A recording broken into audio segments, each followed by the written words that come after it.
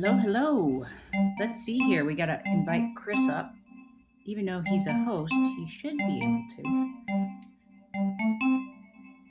He's the boss. All right, our girl is there, ready to go. She is prompt. Thank you so much. We're just setting up here. Hi, Chris. Hey, Danny. Let me turn this up. I want to see you. How are you, my friend? Let me get the weight bot off. That's perfectly fine. I'm doing great. You're looking extremely sprightly this afternoon. What's your secret? Oh, absolutely. What's your secret? I don't know. You're sober. It's been incredibly stressful. Really? You're just overwhelmed. Like your to-do list is 2 pages long, and you're just like, how am I ever going to do all this stuff? I can relate. I can relate indeed. With the lollygagging set aside, we would like to welcome our audiences to a brand new episode of Doing It Sober Live from the Ministry of Sound, or as I call it, my cathedral here in Southern Africa. My name is Chris Snell, and from Ocala, Florida, Daniela Park. And we're excited to announce that we have got a wonderful guest in the form of, please help me write, because I was practicing this today, Azadeh Atzberger. Did I pronounce that first and last name right, Danny? Yes. Azadeh. Yeah, there she is. There she is. Hello there, Azadeh. Hi. It's Azadeh. Think of it like a Azadeh. Holiday. Azadeh. Yes. Forgive me for the mispronunciation. I often make the mistake to pronounce words and names phonetically. So, Azadeh. With that said, let's introduce our guest for this afternoon's program. I want you to listen carefully to me, guys and girls, when I say the following. Abuse. The world hears it splashed across online mastheads and news network lower thirds worldwide. In truth, despite all the media attention courtesy of many books, films, TV productions, and the like these last seminal amount of years, it comes to mind that audiences really cannot fathom even in the slightest what the lingering effects of abuse may seem like. Have you ever confused that ever so still small voice in your head as perhaps the voice of God? However, it may turn out to be the negatory self-talk that may translate to further harm to the psyche. Let's get Azadeh Atzberger to lend a hand. A 2-time best-selling author and consultant, Ms. Atzberger has lent valuable time in helping those whom have burned out from the after effects of abuse, and as such has committed herself to continuous study into the origins of addiction, narcissism, and even spiritual healing. We're proud to have her here. Ms. Atzberger, what a privilege. Make yourself be known. Thank you. Thank you so much for having me. And I like the wording that you use, the burnout and the lingering effects. I'm such a root person. I like to get to the root of the cause. I know not everybody's a fan of seeking the roots. But I want to share with you guys when we are in recovery and we are doing everything we're supposed to, there's going to come a time, no matter what you're recovering from, that we have to face ourselves. And we have to face the internal dialogue. And we can either run from it, distract it, shut it down, replace it, or we can confront it. And I have found in my own journey of recovery, confronting it has become the most powerful, yet I was always so afraid to. So we're looking at childhood abuse. And I'm going to look at some of the roots, where these voices, these thoughts, and these beliefs come from. If we have verbal, emotional, abusive parent, where it looks like nitpicking, criticizing, withholding, punishing, shaming dynamics, as children, we inhale our parents' inner world. And we don't do it without a question or a thought. We integrate those messages into the echoes of our soul. And we as we grow and become adults, if we don't at some point confront and look at these messages, we will build lives and relationships around these echoes. Yeah. And it's tragic that some of us will actually bow down to these messages and will attract external life based on the affirmation of the internal messages. We also, so that's childhood, a little bit of childhood. We can look at society. If you are sober and you are clean off drugs and alcohol, there was a time that getting sober was not so cool. We were the throwaways of the world. We were treated like garbage, especially if you were caught. If you went to... Isn't that the truth? Isn't that the truth? I know getting caught by society, I was treated like, I really like this. And I got this from Mother Teresa, the throwaways of the world. That's how I was treated. So what happens is that it parallels with my childhood experience, right? It parallels to those same messaging. So now I'm getting sober, I'm clean, or I'm addressing codependency. All of those things, gambling, whatever. We have to at some point, and I believe it is the natural progression of our recovery to heal relationship with self. Absolutely. You can't run from it. You probably can't move forward too much either, because at some point, if you don't address that, you are most likely going to drink or use. I mean, that's pretty much what the outcome is. That's why a lot of people, they have trouble with the long-term sobriety or recovery, because they don't deal with it and they don't know how.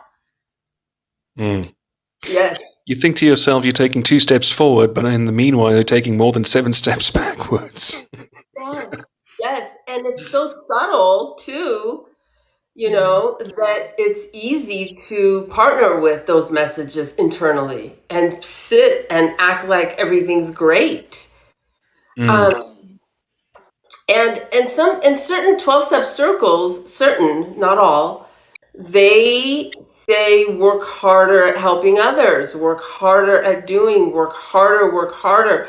Well, I did. I went through 6 12-step programs, working all the steps from different angles, and I was still left with the internal messaging that was integrated from my childhood. I can relate to that, certainly.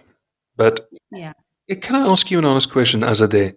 Yes. Isn't it that we are supposed to also work on ourselves, in the sense of that we need to forgive ourselves and to start deprogramming from, and I say deprogramming in inverted commas, of forget what someone else says. What is it that my needs are? What is it that doesn't work for me anymore because of the origin? Does that make sense, the way that I'm categorizing it, or would you like me to just make it completely different for you? Absolutely. And I appreciate it, because I wanted to today at some point, and we're reaching it a little bit sooner, is to address when we see where these messages came from, we have to lay them at their feet, whether it's our parents, society, churches, people, places, things. We lay those messages because they're not ours. We lay them at their feet. We lay those messages at their feet, and then the work begins of the self-forgiveness, of the self-love. One of my favorite quotes that I say to myself, and I say it to others that I work with, is, and it's a voice of God: I am loved, valued, and chosen. Even if, and even if can be whatever. I'm loved, valued, and chosen. And that was not a comfortable message to receive at first. In fact, Yeah. it felt yucky. It was like, if you or me, the pattern is, if we are neglected and we are not loved, valued, and chosen, it will be even harder to push and break through those walls and receive it on a cellular level. But it does happen, and it's worth the work. Oh, Um, absolutely. some of the other messages that sabotaging messages show up is even within our development, like writing books or achieving and being great and doing beautiful things, is that uh, I myself was confronted with messages. Who do you think you are? How dare you love yourself? And how dare you be autonomous? How dare you be autonomous? How dare you? Mm. And I will tell you, more often than not, I stayed small so that I didn't have to fight those voices. And then I Sure. didn't grow. I surrendered to them because I didn't know how to come out and fight those. It was too overwhelming. So then I would go back and be small again. Mm. Yes. Mm. And and so there's some grief that needs to take place in there, as I believe I have to grieve the old messages in order for the new foundation to be built. Thank you So for saying that. yes. Do you relate to that, Chris? Very much. We had a lady on a couple of weeks ago, Danny helped me write, who was Lisa Romano, who also spoke on narcissism. Look, I can tell you my entire history backwards and forwards, but I can say without a shadow of a doubt everything that you have mentioned. By the way, I was the guy who did that faux Queen of the Damned trailer that you saw on Yes, I Instagram. know. Um, abuse was my middle name growing up, and it was only in adulthood that I began to confront those themes head on. And recovery from addiction and recovery from narcissism, I like the facets of it, but one needs to accept it's two completely different facets. Why do I say that? Mm. Because you spoke about it as beautifully as you can. It's canceling out those messages, those voices that niggle in your mind consistently. Recovery from addiction is inner working physically, emotionally, psychologically. This one is all of that plus spiritually as well, and it affects not only your self-image but also your communication with others and confronting a lot of things head on. It affects the way that you think with regards to decision making and how do you perceive yourself in the company of others of similar stature and the like. And it can take a lot of work, but I don't want to speak out of turn here, and this just came to my mind. I found people who I have worked with Mm. who have also suffered from narcissism, but were just too proud to admit it at the time, because you know yourself, if you're the victim of a narcissist, you can often suffer from Stockholm syndrome. That's the way I see it. But the people who have suffered from it almost seek an excuse to want to, consistently wallow, because they want to hold on to that hurt, because they feel entitled to it, because it was always the other party that hurt them. Instead of, and I said this on a solo podcast today, as a matter of fact, let go. Let go. Don't let go for that other person. You're not going to invite them over for tea and crumpets. You need to forgive them for you. And if you don't, and you consistently hold on to that bitterness, you're the one that's mucking up your relationships. It's not somebody else's fault. It's yours. So work on it consistently, day by day by day. Your thoughts on that, Azadeh? Oh, I thank you for saying the word work on that. I have in my book, Adult Children of Narcissistic Parents, with God We Will Rise and Rebuild. I have a section in there I call Forcing Forgiveness. I think forgiveness is the goal, absolutely. However, with narcissistic abuse, and let me just fix that, with narcissistic abuse, the more we grieve, the more self-compassion and protection will arise. So then we become whole and it's easier to forgive. And that was exactly what I wanted to hear you say. Yes, yes. And we, in Christianity, in 12-step circles, we are told we have to forgive or else, which is fine. But step 9, forgiveness, can fall easily if you're in a narcissistic abuse to fawning. Fawning can be interpreted as a step 9 work while you keep showing up for the abuse and just apologizing all the time and thinking you're in recovery. I've seen that. I've done it. So the grief work, the deep emotional grief work, when that happens, we don't know, but the rainbow on that side is self-compassion and self-protection. So I become whole and it's easier to let you go. Right. I'm doing some work right now on reprogramming. And it's just so interesting how they say we have over 70,000 thoughts a day. I mean, that's a lot of thoughts. And our brains, for instance, if I was abused, I have that picture in my subconscious. So my conscious is always reacting in that subconscious experience.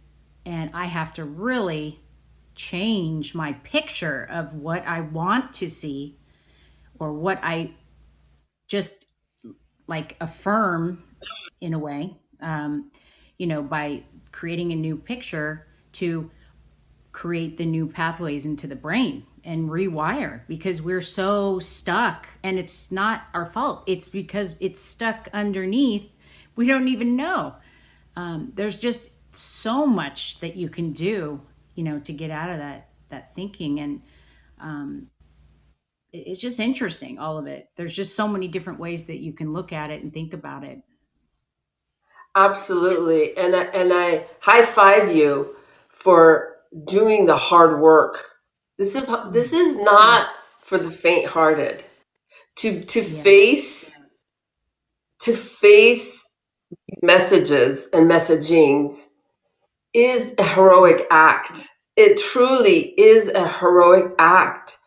My brother died 4 years ago of an overdose, and I'm sorry to hear. Thank you.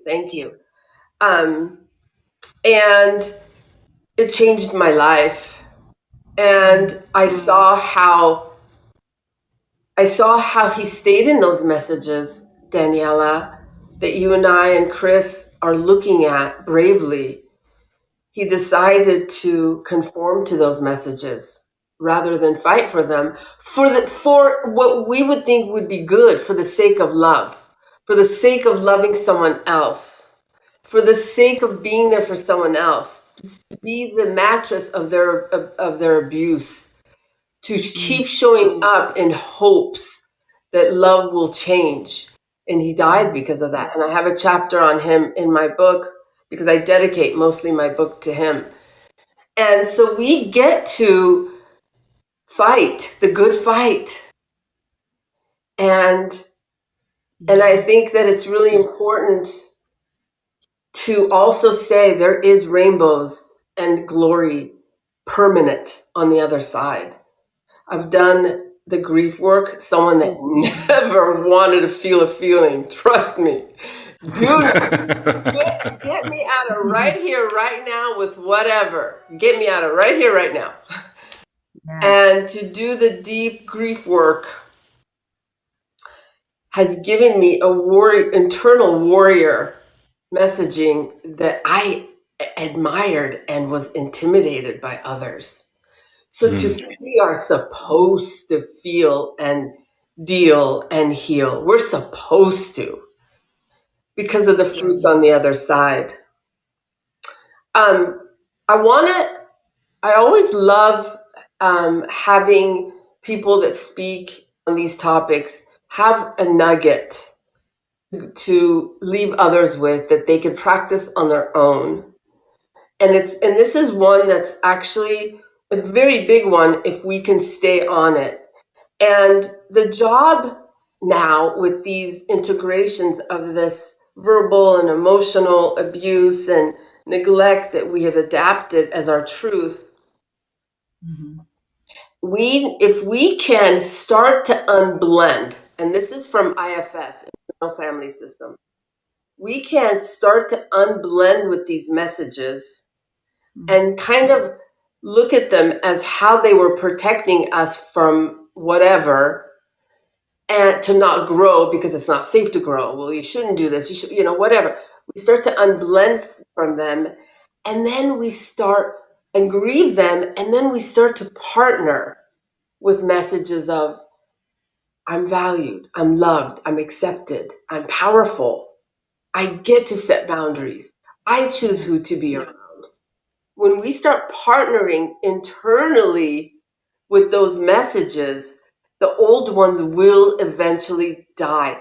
I am telling you guys what, before I had my own business, I used to walk around on my breaks and my lunches and fight these voices.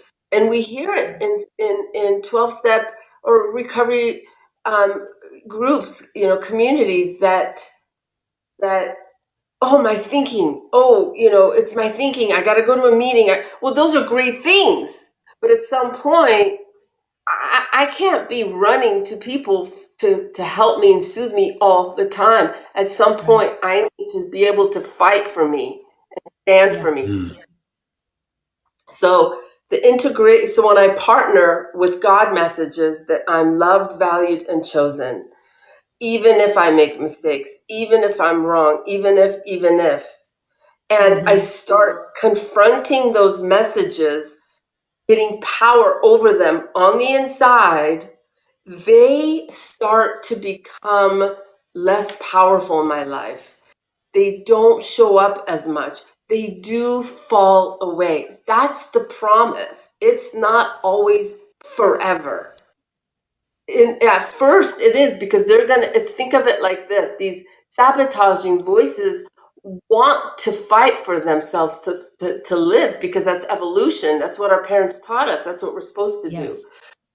But when we reverse and confront and do the hard work on the inside, which is partner with God's truth, then we start really having some really cool breakthroughs with ourselves. Oh yeah. Ourselves. Oh Yeah. And so when we have messages that we shouldn't stand up for ourselves, we shouldn't have boundaries, or let me say this one, even in friendship circles, even myself, and I've seen others do this, is when people give you compliments, immediately dismissing it and saying, oh, no, but I'm this, and this. We are sabotaging our autonomy, our powerfulness, if that's a word. And so it's how we show up that we teach people how to treat us. It sabotages relationships, because I'm showing up less than you. I'm showing up less than you. I can't receive you. I can't receive the goodness in me. And I just love this work. And because I've seen the results. I've seen myself. I've seen who I've become by partnering with God's voices, saying, and it's my voice now and God's voice. Rather, before it was the sabotager and my parents, right? Now it's like me as the loving parent, and I got that from ACA, Adult Child of Alcoholics and Dysfunctional Homes, and God's voice. Trust me, I protect you. I love you. I will nurture you. I will show opportunities to meet Daniela and Chris. It will happen. But I have to believe me. And if I'm still running in self-sabotaging voices, I'm not going to reach out. I'm going to look at Daniela or Chris. I'm going to say, oh, they're not going to want me. They're not going to want me, Rather, hey, here's me. Let's connect. Let's do something fun. It can be life-changing just like that. Yes, I agree. If I may ask, You know what's Azadeh. interesting? Oh, Go ahead. yes. Go ahead. No, Daniela, ladies first. Oh, cricks. You know, what's interesting is there's so much work to be done. So when you start making those positive changes and you're more, you're connected with God and you're aligning more with what your future looks like in your head, and the old people are coming in, like the people that are around all the time, and they're not changing. So it's what do you do now type of deal. um, there's so many different learning possibilities going on there, and it's been challenging because there's a clear shining image in front of me that's like, no. I'm trying to get away from this, but you can't, you can't. I mean, you have to learn how to set the boundaries, but there's so much work to be done. But if you're gonna go the mile, you might as well go the extra mile, because you have to deal with these people, and they can easily get into that beautiful place that you're in and can get you all turned around again. Yeah. Absolutely. You make a very good point, Daniela. There's risk in healing. There's risk there's risk in growing to the Yeah. place, to our highest place. People will fall off. People will be angry. I've had it. I've had it. People, certain friends, certain circles, you will no longer be attracted to. There's a grief, Yeah. a risk and a grief in growing. Yeah. But the beautiful thing is that I've walked through that, and I continue to, and I just think I got to live with me 24/7, and I got to be right with me and God, my best friend. And at first, I saw myself flip in and out of old behavior, new behavior, old behavior, new behavior, and Yeah. and I could see it, like I was awakened, like the work you're doing, Daniela. I was awakened to my subtle little behaviors and reactions and Yes. triggers.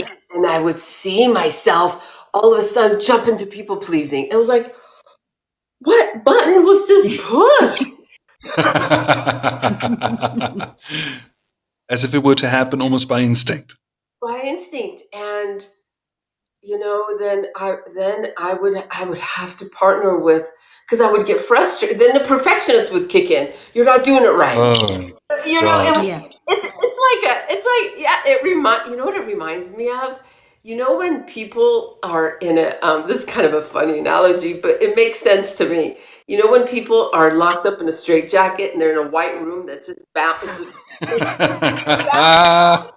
You're bouncing from one wall to another. Oh And you no. have to find your way out. You have to find your way out. And so, yeah, it's definitely, I think you said it, Chris, 12 steps forward, 6 back, 2 forward. Healing is messy. It's Yes. messy. Yes. It's just not A, B, C, D. And it's not, in fact, today, No kidding. before you guys, I had to sit with myself right before you guys, because I made some work timing mistakes, and it put a few people out. And I thought, I'm loved, valued, and chosen. Yeah. I'm loved, valued, and chosen. But before I would partner what I think they would think of me. Do you Right. see what I'm saying? And then I would Yeah. get sick. I would get sick. True, Mm-hmm. true. Yeah. I've had that experience myself. Yes. Whereabouts did your study in recovery from narcissism start? And this is a two-pronged question, and if you have answered the second part, just scrap it. But how does one concern between a negatory voice, or for a more formal term, the voices in one's head, versus a God voice? Yeah, that's a good question. When we at first learn the character of God, we learn that any God, now I'm Christian, but any God, if you think about it, is love, forgiveness, kindness, patience. empathy. When though anything that doesn't realm around those voices, then it's not of God. It's not of God. And also, here's the one that is a big one is God. My God will correct and confront me. And I know the voice. It's not an attack. It's a correction that comes from love. It comes with, like that. you see what I'm saying? Whereas before it was like, what are you doing? I can't believe you did this. Why would you do that? You know better. What I can't, you didn't grow. You think you're in recovery? No, you're not. It just would go on and on. But God Sure. said, make this correction and let's move on because you're still loved, valued, and chosen. I love that. And to repeat myself, whereabouts did your studies in narcissism start and recovering from that? Yeah, very good question. I'm 51 now. I was 38 years old and I went to a therapist and I was struggling in my relationships with my parents and some other people in my life. And she literally got down in her chair and looked at me straight and said, Azadeh, you were raised in a narcissistic family dynamic. I'm like, what is that? What does that mean? So I started to do the research. That's when I started going to Al-Anon and working with a therapist. And then I started going to ACA and I started to really research and study my patterns and it was more about, I studied the dynamic of the home, but it was a lot more about my reactivity and my reactions to certain people, which I believe our soul, our God-centeredness tells us. And if we don't heal that, we will be attracted. So then I started taking classes. Then I did more research. I started working with professionals, my own therapist, doing EMDR, doing all kinds of trauma work. And here's what happened is the shift happened with going from cognitive dissonance of one version of my world versus the truth version. And that's when I did the healing. But I also did, just recently, I did a 12-week narcissistic gaslighting treatment training on PESI, P-E-S-I, is a program that for therapists. I'm not a therapist. I'm a spiritual counselor and a life coach and an author. But I take a lot of certifications from there, and they really teach how to work with the treatment. And you naturally gravitate to the principles yourself. Yeah. But Alan has been a big part of my recovery. If we're going to talk 12-step. Can I ask you? I understand. I understand that your husband also is on the same journey, right? Yes, he is yes, Danielle, thank you. He's my, oh God, recovery helps when you have a husband. I know you do, Danielle.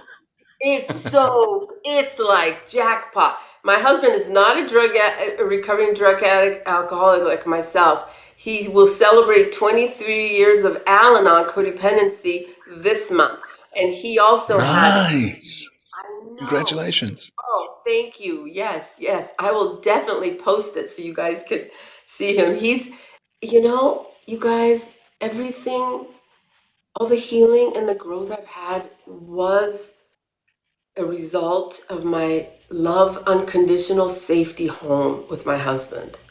He was an Al-Anon member 10 years prior to us meeting, and he Eskimoed me into this new awareness of childhood trauma and so on. But he is a huge part of my recovery, just for one simple fact that there's unconditional love and safety and a sharing of recovery with each other. I've grown so much being married. And some people would be like, no, it's not when you're safe and loved, no matter what, you grow. You grow. It's like flowers in the sun. True words. You grow. I love that. Yeah. Yeah. Danny, I had a two-pronged question, so you can get another one.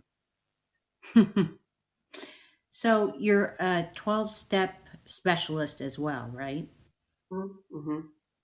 Do you incorporate that in your life as much? Because there are so many aspects of the 12 steps that can really put us into that growing that we need, especially in the beginning, to get rid of those harsh character defects and resentments and things that we can possibly take a drink from or a drug. Obviously, after that, you'll come up to the red light and it won't turn green because your stuff that didn't come up before is now coming up, and you're having so the 12 steps have been great for me. I've just they've been absolutely amazing, and then constantly doing them with sponsees is also great because it's like redoing them over and over and over.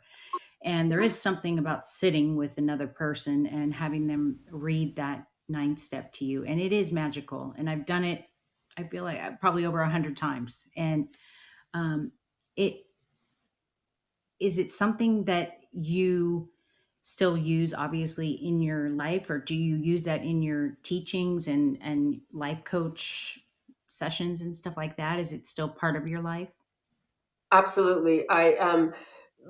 Alcoholics Anonymous was my foundation and my home and my family that I didn't have.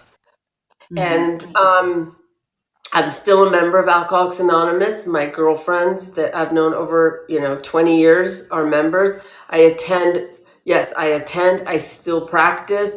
I sponsor only two people because now a lot of my work is about helping sober women rise to their worth and their potential and their healing to the next level. So I'll work with ACA or Al-Anon but it's still a part of my life. It's not all my life anymore. Now there's Right. so much other things that Oh, but I go to a adult focused Al-Anon meeting Wednesday nights. You guys ever want to come? Let me know. I'll send you the Zoom link. I go to an ACA Awakening Loving Parent Sundays with my husband, and Fridays I go to AA where I connect with the ladies. So Wow. it's my it is my foundation. It is my Yes, foundation. it Absolutely. is. And I Me too. love every single minute of Me it. too. It's amazing. You have what you thought were friends that once you get sober, there is nobody there because they never really were true friends. And then Right. you get into these rooms and you have friends for life. I moved to Florida mm, and I still have my hundreds and hundreds of friends back in California that I got sober with that I interact with all the time, social media. It's just such a neat thing. Now, you Yes. wrote two books, right? Yes. Yes, I Tell did. us about your books. Absolutely. My first one is called Using Food to Cope with Codependency. Mm. Going mm, underground with Christ Jesus. This was my next level of spiritual awakening. And I got off the drugs and the alcohol and went to food hard and fast, and didn't know that I had an untreated codependent part of me underneath. And Mm. so I used food like I did alcohol and drugs. And that writing is about God breaking down those strongholds, breaking down Ooh. that um, breaking down the food so that he could get into the codependency. And mm. Interesting. yeah, and it was very powerful. I wept during the day and wrote at night. And Oh, that's hard. yeah, it was, I can understand. but it was beautiful. It was literally, it happened right after my brother died. I wrote it just 3 years ago now. And then, so a lot of grief and pain during the day of letting go of the childhood friend, the counterfeit mother, which was food, and breaking down counterfeit mother. Yeah, because I ate as a child. heavily. I binged. Food was my comforter, and I thank God for the food because it helped me survive and cope. But as an adult, it was not working. It was a problem, a big problem that was robbing my life. Yeah. And then so started doing the codependent work, which was very painful, sober, and but again, good results. And then my recent book is Adult Child of Narcissistic Parents with God We Will Rise and Rebuild. And I want to tell you there's a little recovery program in there. So you don't have to have parents. You could have a girlfriend or a boyfriend or a boss. You can incorporate that little recovery program in there at home, or in your day in and day out, or if you can't afford therapy. It's a start. It's not definitely all of it, but it's a good way to determine if you are. I actually call it recycling and repeating painful relationships versus recovery in relationships. So what does it look like in relationships? So you can compare and contrast what side you're on and how do you get from that side to this side. Oof, I love that's that. complicated, isn't it? Yeah. I just, you know what though, Daniela, having a sponsor in AA that would make me read and write the big book daily. She would have me write 3 pages to 5 pages, read and write it, and report it to her daily. Got me into seeing how much I love to read and write. It started with the big book. I'm telling you guys, AA is the gift that keeps giving. It is. It does, That's doesn't amazing. it? It doesn't surprise me. Yeah, right. Well, as the promises say, all of these are abounding if we work for it. Yes. That's right. Another thing I wanted to ask Azadeh is that when you do your counseling, Where? it must be when you do your counseling with women, it must be really, can I use the word romantic feeling when they start talking about where they feel insecure and you give them the tools. I'm sure it must be an emotional experience for the both of you to ultimately be together in a position of you have been in the space that you have, and now you're counseling another who has had the same emotional imbalance because of years and years and years of abuse, and maybe just for the first time seeing that woman smile. It must just bring a tear to your eye, doesn't it? Oh my goodness. I love the word you used, and I never thought of it. Romantic. It's like intimacy. It's a form of intimacy that happens. I love what I do. And yes, I love watching people's eyes, just like I did when I worked the 12 steps with them, now in this realm. Because I work with couples too. I do couples counseling too. Oh, okay, so it's not just women. I do. Well, Chris and work I with need men. some help. So we can do it together. Absolutely. This is what I do all day long, and I love it. I love it. Absolutely. I help create. Thanks for the vote of confidence, Danny. Yeah.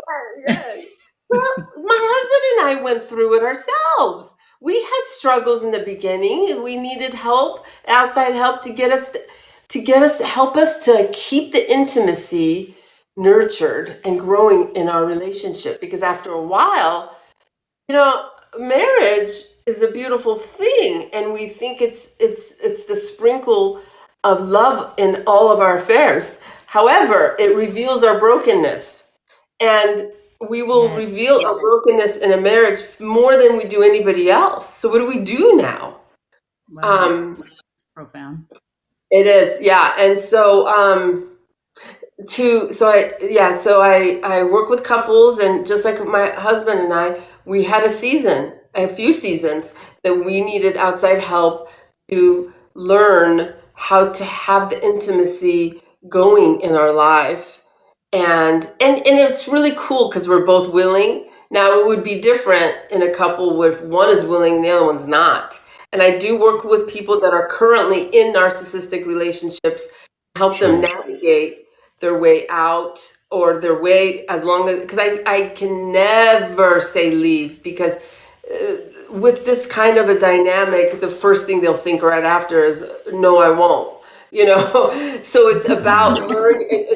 For me, it's all about teaching them what they deserve and their value and their worth and their boundaries and how, that kind of a thing. But yes, Chris, I love what I do. It's just growing. A lot of women I work with are sober women that want to go to the next level, and whatever that is, whatever that next level is for them.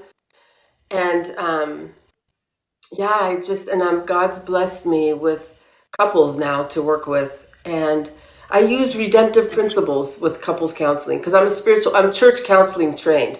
So Of course. I work with redemptive principles of love and forgiveness and intimacy and selflessness. I work with those principles to keep the relationship going. Because a lot of times I notice in couples, it's common for a lot of us is that we just go on with life. We've been married a while, we just go, go, go, go. And it's easy to neglect the marriage where it really needs to be nurtured and time needs to be taken. Can I make another comment, Danny? Yes, sir. You know what I love about what I hear? You remind me of a comment that was made one time by Alice Cooper, who said, when you enter marriage after the phase of puppy love, you find the gal, you find the guy, it's this instant attraction, it becomes a sort of a Lady and the Tramp love story until the moment that you stick the ring on the finger, till death do us part, I do, blah, blah, blah.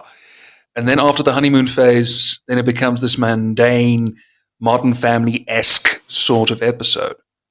But what about just making that mind switch to ultimately just saying, you know what, even though I promise till death do us part, I'm still going to chase my wife and treat her like my girlfriend. I'm still going to chase my husband and I'm going to treat him like my boyfriend. I'm still going to take my girlfriend, my boyfriend out on a date Friday night, even if it's to the movies or we're going to go away for the weekend or go fishing by the lake.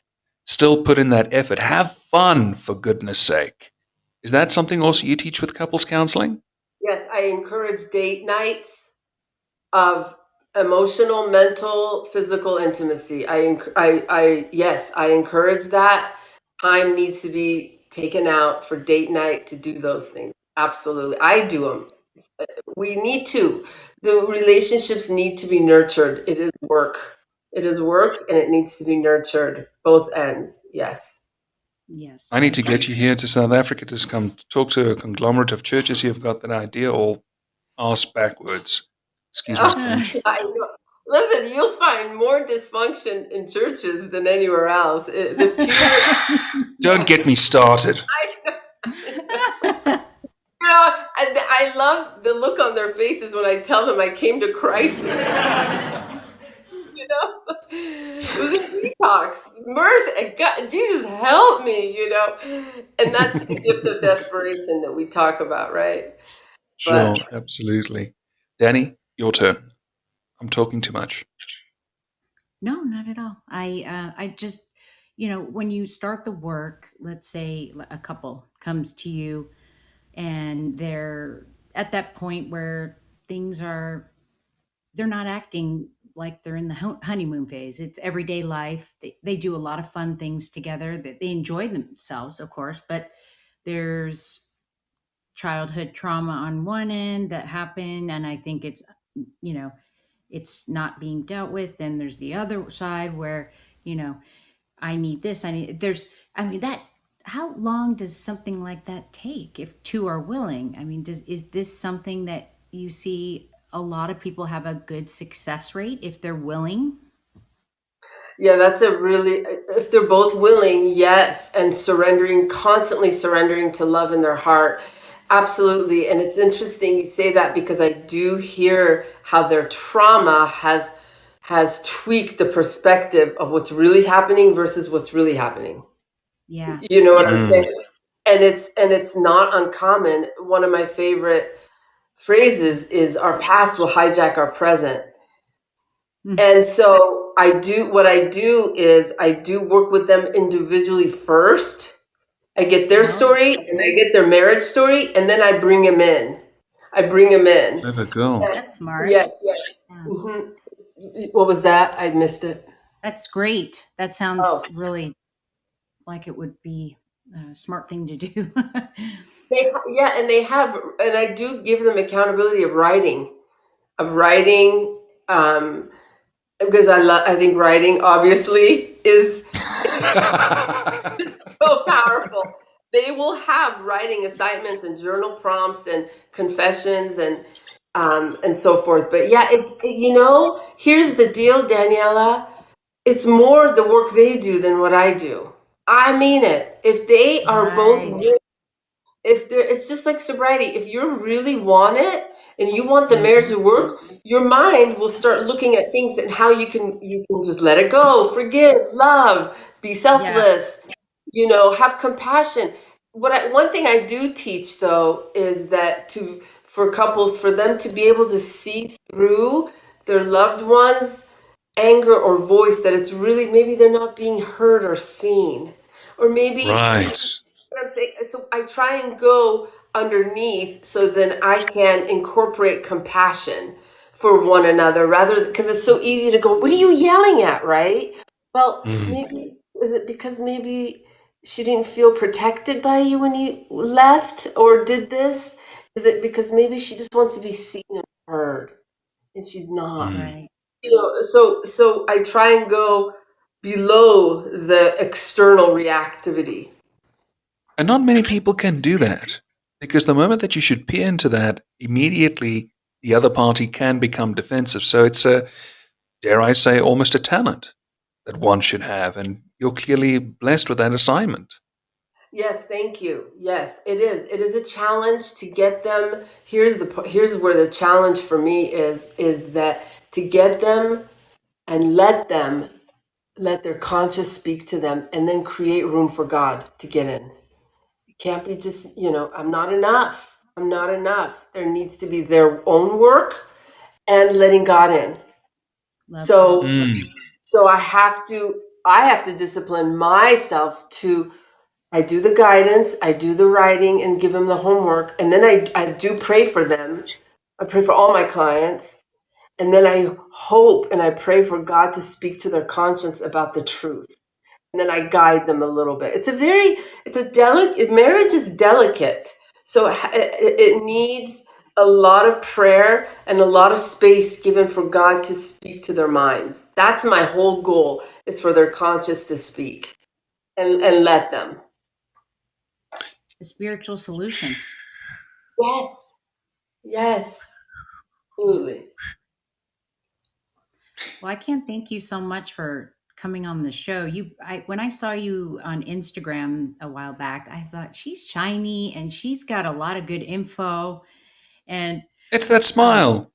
and you reached out, and I was like, wow, she's really got it going on. So just thought you'd be a great guest, and you've really been such an interesting person to talk to. And thank you for coming on with us today. We'd love to have maybe you and your husband come on to talk about couples. I think that Oh, would be yes. fantastic. I think that's a great idea. And thank you so much, Chris and Daniela, both of you.